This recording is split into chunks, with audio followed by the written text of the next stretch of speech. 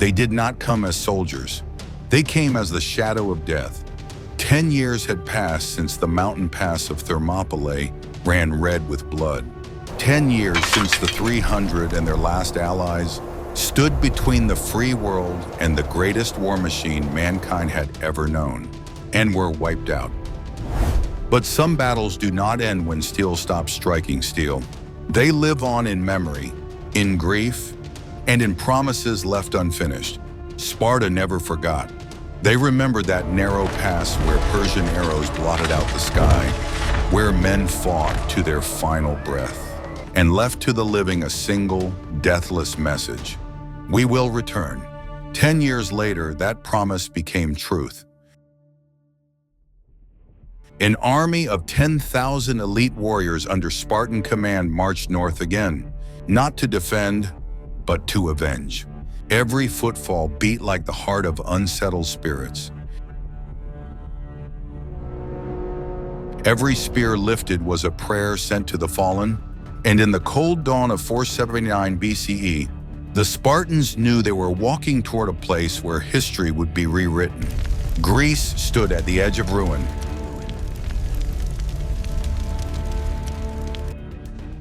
The Persian Empire, mighty, arrogant, seemingly invincible, had poured across the Aegean like a flood of iron. Athens was burned to ash.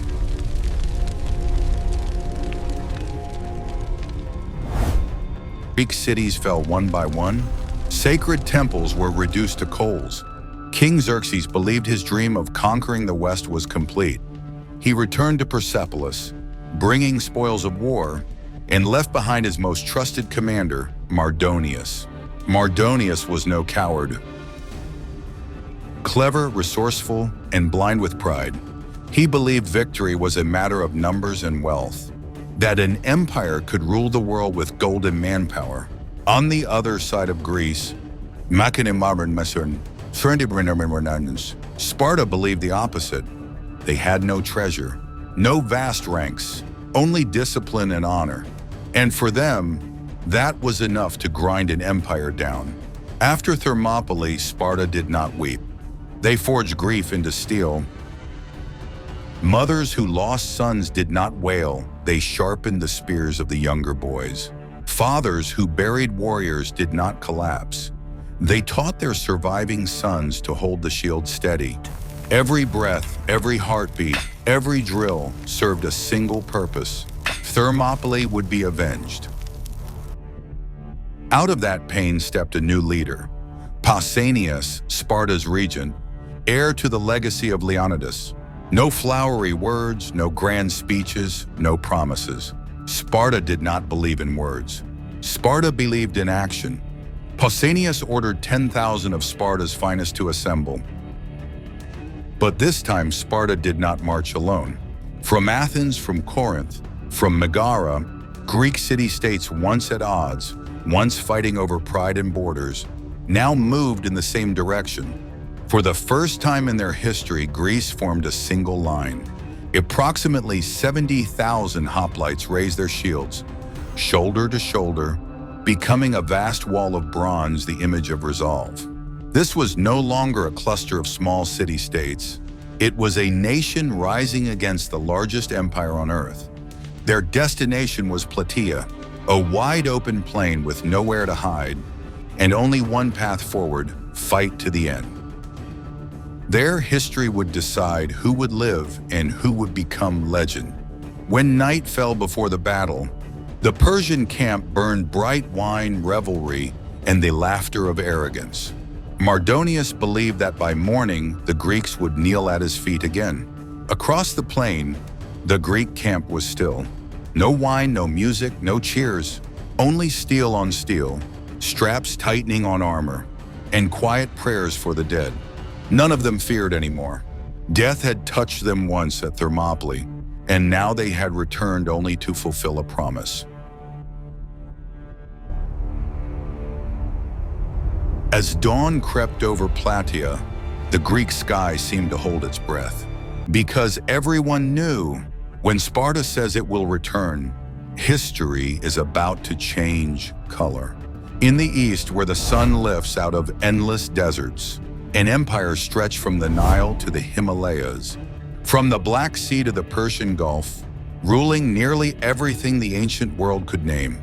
This was Persia, a vast machine driven by gold, blood, and faith in absolute power. Its banners marked roads for 1,000 miles. Every conquered nation paid tribute. Every subdued people bowed to a single title: Xerxes, King of Kings. Under Xerxes stood millions of subjects, an army as numerous as ants, and treasure piled higher than all the Greek temples combined. No power in the ancient record had ever reached so far. To its neighbors, Persia meant order, wealth, and an authority so immense most could only look up in fear. After the bloody stand at Thermopylae, Xerxes believed Greece was broken. The proud king left Europe, taking the bulk of his forces back to Persepolis, the city of gold and dominion, where the throne waited in the glow of eternal fires. In his eyes, Greece was ash, a poor, burnt land, a small people stripped of their king, their city, their hope. All that remained was mopping up. He handed that cleanup to Mardonius, a trusted kinsman, supremely confident, a commander born to silk and the pride of empire. Mardonius was no fool, but he embodied the disease of empires grown too large: arrogance. He despised the Greeks, the little city-states he called savage, divided, weak. To him, war was simple math. Whoever had more soldiers and more gold would win. Persia believed in numbers, with hosts by the 100,000, with vaults that seemed bottomless, with chariots gilded like shrines. They could crush anyone who stood against them. That was the creed of empire, and the crack in its armor. Where Persia placed strength in power and wealth, Sparta placed it in the refusal to kneel. For them, victory did not come from numbers, but from the will of those ready to die for what they knew was right. One side fought to expand an empire, the other fought to keep the soul of freedom. And when those two faiths met at Plataea, history would keep only one. After Thermopylae, Sparta was not the same.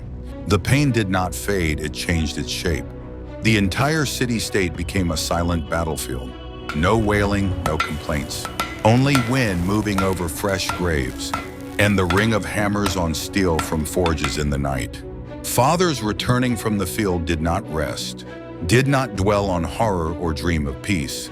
They gathered their boys in the courtyard and taught them how to hold a shield, how to keep a line, and most of all, how to stand upright even when death was certain. In Sparta, death was not failure. Cowardice was. From humble homes to the central square, only one whisper moved across dry lips: Thermopylae will be avenged. Boys were tempered like green steel in a furnace. At 8 years old, they were taken from their families and entered the agoge, one of the harshest training regimens of the ancient world. They learned to endure cold, hunger, and pain, to kill a wolf bare-handed, and never to groan no matter how deep the wound. For Sparta, war was not a tragedy. War was instinct, breath, conviction. They were born to protect and ready to die to keep a promise to the fallen. 10 years had passed since Leonidas and his 300 fell at Thermopylae. The memory did not dim. When the wind crossed the pass, people said they could hear steel on steel, the echo of restless spirits. Inside Sparta, that slow-burning grief became fire. No one spoke of defense anymore. No one spoke of fear. Only one belief remained, burning brighter than the forge, clearer than any prophecy. Thermopylae will be avenged. Grief became a weapon. Mourning turned into strength. And from the ashes of tragedy, a new Sparta rose. No longer the gatekeeper of Greece, but the sword of judgment. Out of the shadow of loss, a new name emerged: Pausanias. He was not a king, but the keeper of Leonidas' flame, a young regent raised on the story of Thermopylae, who believed Sparta's glory lived not on a throne, but in men willing to die for a promise. When someone once asked why he would lead his army into another war, His answer was simple: because the debt of Thermopylae remains unpaid. Under his command, 10,000 Spartan warriors were chosen with precision. Every one of them had lost someone at Thermopylae. Every one of them understood that this campaign was not about survival, it was about closure.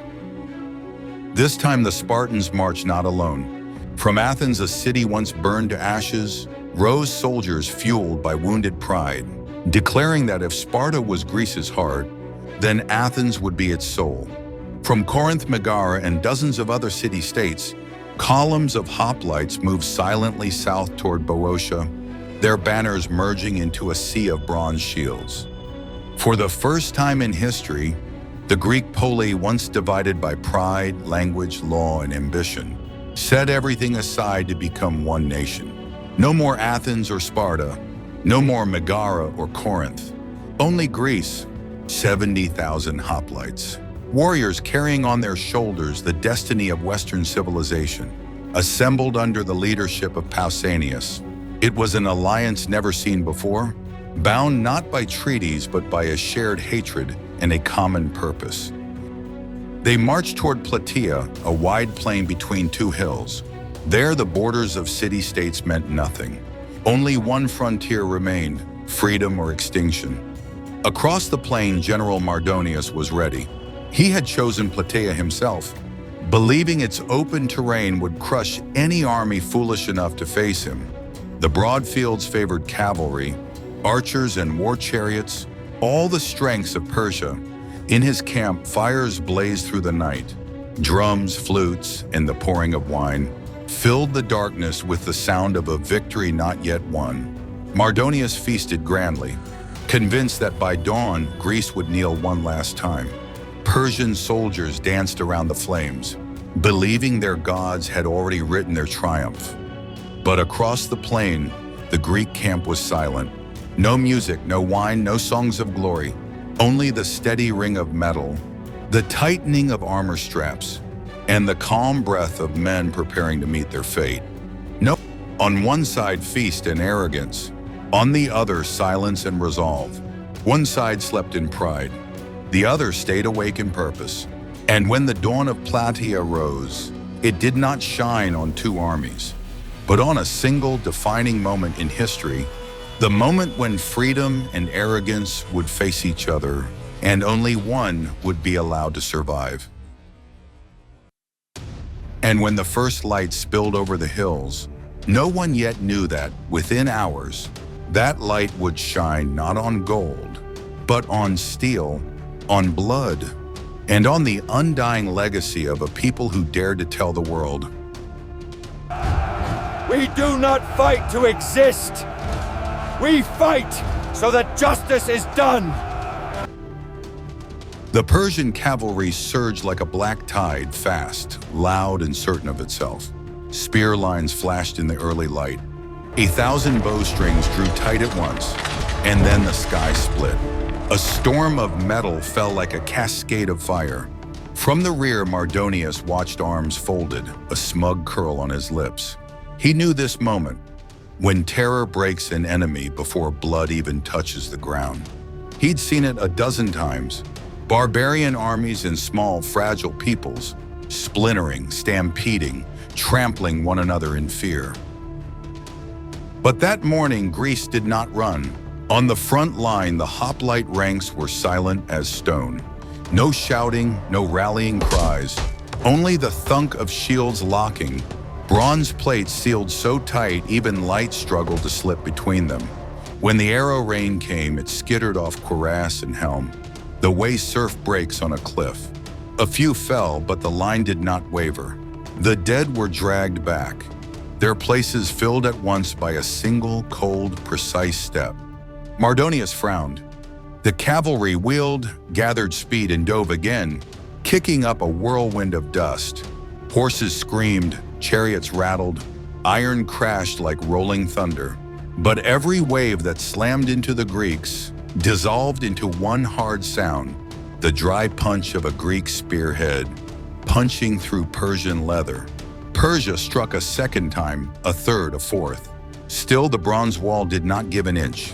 It did not howl or charge blindly.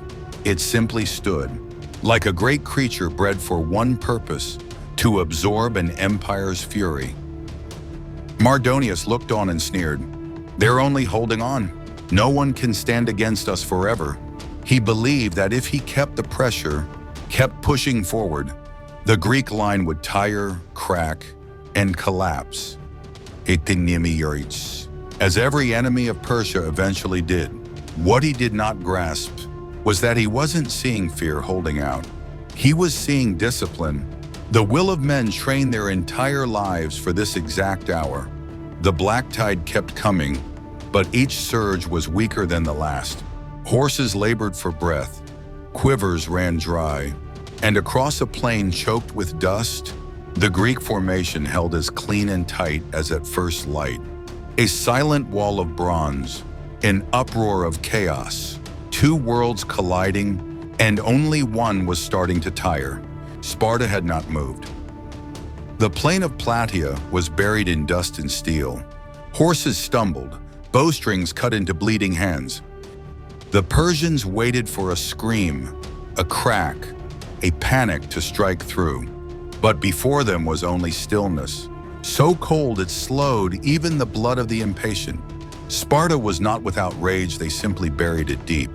In the center line, Pausanias stood tall, sword still sheathed, eyes following the rhythm of cavalry surges and arrow storms. He waited not from doubt, but from certainty. He knew arrogance always tires before discipline. The sun beat down, turning the field into a furnace. Horses exhaled smoke. Arrows grew scarce. Drums faltered out of rhythm. Then when sunlight flashed white along the ridge of spears, Pausanias raised his weapon high. No horns, no shouts, only thousands of synchronized steps, a single body beginning to breathe harder. Sparta advanced. No battle cry, no call for victory, just steps heavy even, deliberate, like the heartbeat of some vast machine awakening. Their crimson cloaks whipped through the golden dust of dawn, like the ghosts of Thermopylae returned to collect a 10-year debt. Every heel striking earth was a pulse, measured, cold, unstoppable. The Persian cavalry turned and charged again. But with the first collision, everyone understood. This was no longer a defensive wall. It was a grinder of bronze.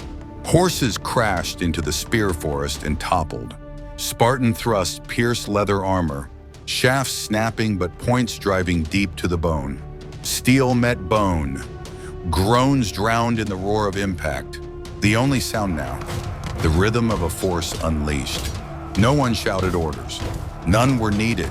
The red wall surged forward like a tide reclaiming a stolen shore. From his command post, Mardonius remained calm. To him, this was the dying spasm of a doomed enemy, a beautiful, futile resistance before the inevitable fall. He did not yet understand this was only the beginning. Then came the movement that changed everything. Smooth, precise, like the arc of a compass drawn perfectly to its center. The Spartan right flank pivoted. No chaos, no shouting. The phalanx turned as if performing a dance practice since birth.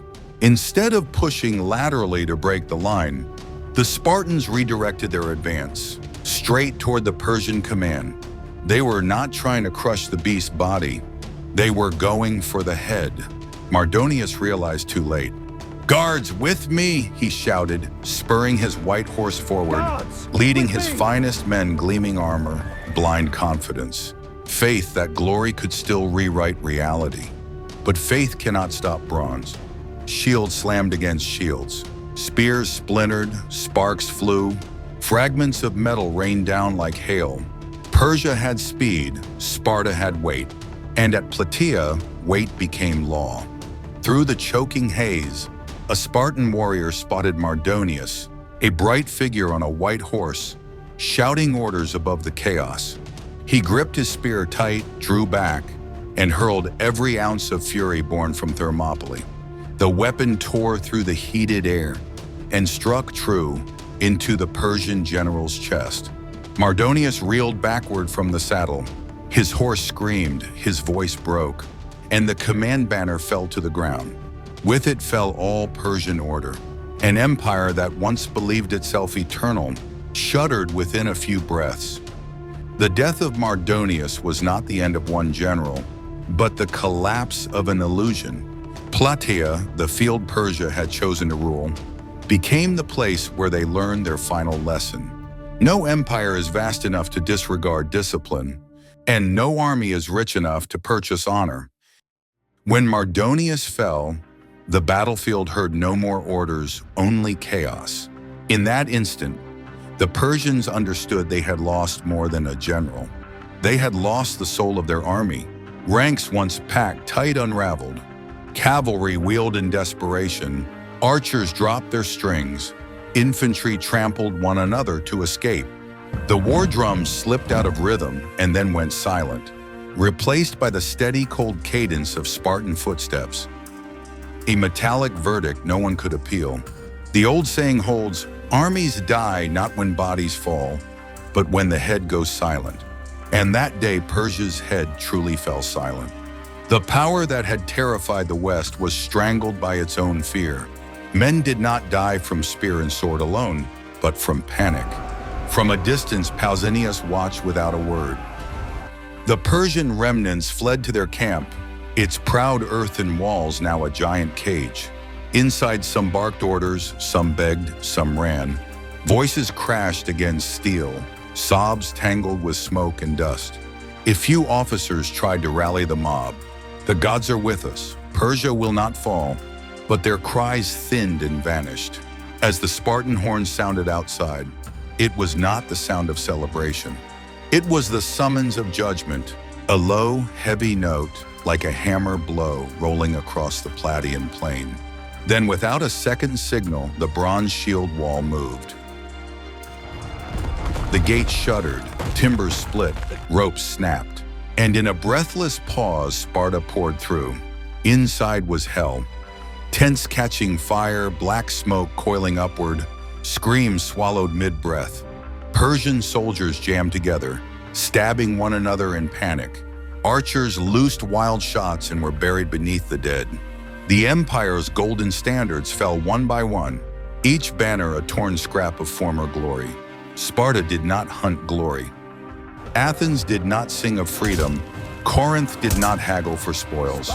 They all fought for the same thing, a promise to Leonidas, a promise to the 300 who died so Greece could live.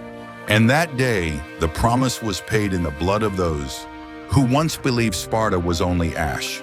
When the final horn faded, there remained only smoke, earth, and heavy footsteps through the wreckage. Sparta stood among the ruins of the empire that had ruled the ancient world. They looked north toward the pass of Thermopylae, where the 300 had fallen and where at last the debt was settled. When the dust settled, history turned. Plataea was not merely a victory. It was the day justice stepped out of the dark, wrapped itself in Sparta's red and said, "We have returned." When Mardonius fell, the Persian army scattered like dust on the wind. No one left to give orders, no ranks left to reform. An empire that once stretched from the Indus to Egypt was reduced to stragglers fleeing across the plain of Plataea, a field they had come to conquer and where they found only death. For every Spartan who fell at Thermopylae, Persia paid in thousands. So it was. Amid the ashes, the Greeks found Mardonius's pavilion, a temporary palace of cloth, stuffed with gold, wine, silks, and the scent of power's luxury. There, where opulence had blazed, Spartan warriors stood in smoke-darkened red cloaks, staring at a brutal contrast. Leonidas, who died with nothing but a spear in his hand, and his enemy swathed in silk, struck down in terror. History had reversed. Those who once mocked war as the poor man's trade learned that victory cannot be bought with gold. Persia believed strength lived in wealth and numbers, in endless lines of cavalry and archers stretching to the horizon. Sparta believed the opposite, that order, will, and honor could break an empire. At Plataea, they proved it, and in that brief hour, the balance of civilization shifted. From the Greek shores, a new idea kindled. that men can live, fight, and die, not for a king, not for treasure, but for freedom. In the palace at Persepolis, bad news traveled slowly but surely. Xerxes, who had styled himself the shadow of the divine on earth, received word, his general dead, his guards annihilated, and the empire that had made the world tremble now stained with shame. After Plataea, Persia never again dared to invade Greece. They understood at last that Greek power did not lie in head counts, but in the conviction that people can choose their own fate. For the first time in the ruins of war, the Greeks understood what freedom meant, a principle that needed no throne behind it, a belief that would nourish Athenian democracy, Spartan discipline, and in time, the whole of the Western tradition. Freedom survived because someone once said, "No further." Freedom endured because someone stood and said, "This far, no further." After the battle, Sparta held no festival. No music, no wine, no triumphal arches. Instead, they carved a single line into stone. Here the Greeks fought the Persians and broke their power. No boasting, no oratory. Only a fact, one sentence meant to carry across centuries, enough to tell those who came after that the greatest victories do not need to be shouted. Plataea did not merely close a war, it opened a new definition of resilience. Even the greatest empire can fall when it underestimates those who fight not for conquest, but for home. Persia had been mighty, wealthy, master of half the world. But Sparta held what no empire can buy, an unbreakable will. The will to stand, to endure, and to say to the conqueror, "This far, no further." From Thermopylae to Plataea, Sparta's story is not only war, it is remembrance. Each time ordinary people stand against impossible odds, anywhere on earth, the echo of Plataea is heard again. The ashes of that battlefield have settled. But from those ashes, a new freedom rose, quiet, stubborn, enduring, and the final words sound not like a manifesto, but a reminder for every age. This was not merely a clash of swords, but of spirit. And that spirit, the one that refuses to kneel, still shapes our world today.